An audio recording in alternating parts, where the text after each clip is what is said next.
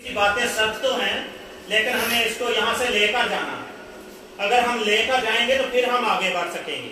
और आज से अपने खानदान पर नजर रखनी है, अपनी चीजों पर नजर रखनी है, किसी की चीज पर नजर नहीं रखनी। और दूसरे नंबर पर यह भी कि हमें अपना मुआवजा किसी के साथ नहीं करना। किसी के साथ अगर कुछ है तो उसका हिसाब उसने देना है। जो कुछ हमारे पास है हमें उसका हिसाब देना है।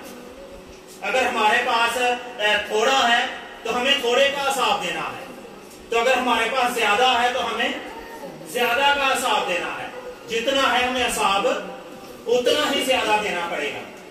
बाइबल में लिखा है इसके बारे में कि एक बहुत अमीर शख्स था और उसके कुछ नौकर भी थे, और जब वो किसी जगह पर गया तो वो एक को 5 तोड़े देकर गया और एक को 2 तोड़े और एक को 1 तोड़ा देकर गया। और जब वापस आया तो फिर उसने उनसे हिसाब भी मांगा। अगर हमें जितना ज्यादा मिले हमें उसका हिसाब